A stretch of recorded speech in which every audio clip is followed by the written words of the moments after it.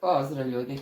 Sada ću da vam pokažem jedan predivan način sad za ova topla vremena. I to je nešto što se zove tikvica i što je svima jako dobro poznato. Međutim, ja je jako često koristim isključivo za salate. A evo sada ću da vam upravo pokažem kako ja pripremam i pravim salatu od tikvica. Znači, ove mlade tikvice koje su sada ovako, one nemaju potrebe da se korica skida, jer su još uvijek mlade. Tako da ćemo sa koricom, doduše ovo je iz moje bašte i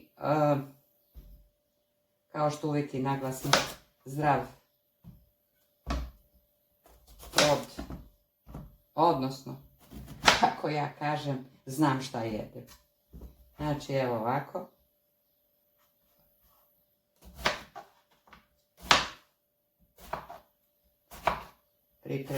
Priprema salate od tikvice. Moram da vam naglasim da tikvica je jako dobra zato što zatvara apetit. Pa recimo oni koji su na nekoj dijeti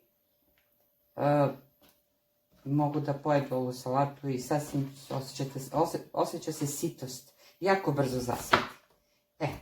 Tako je ja.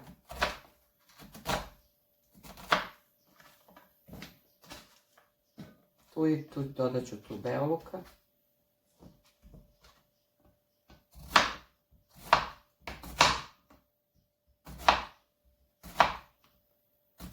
Jako je dobra za dijetu.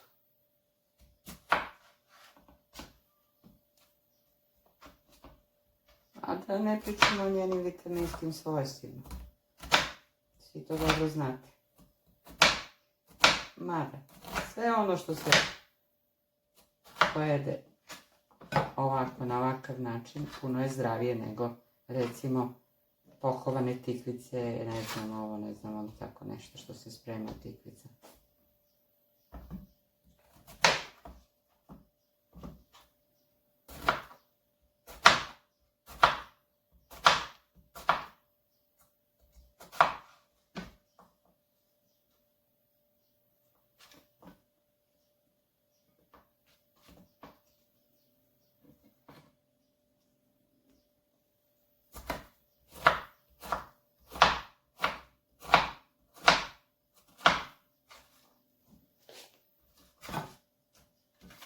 Evo, ja sam upotrebila pola tikvice.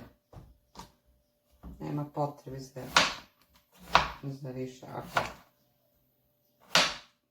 kasnije imate neku potrebu, napravite bolje ponovo nego da vam ostaje.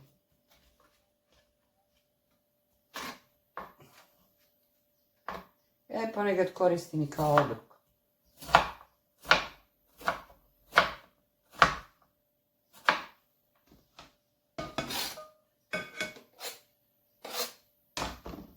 Znači, idemo beo luka, ko voli, ko ne voli, nema potrebe.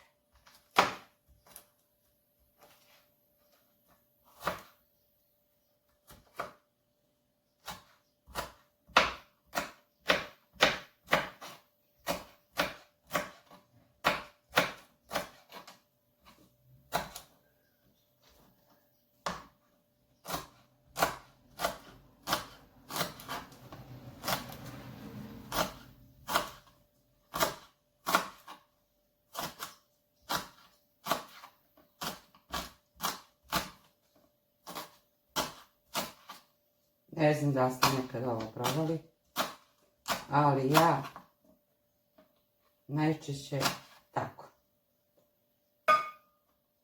Ponekad je upotrebim i u prženju, međutim najviše volim dok je mlada, naravno, u salati. Sada ćemo so i zeytin malo. Ulje. Ja koristim jabukovo sićće.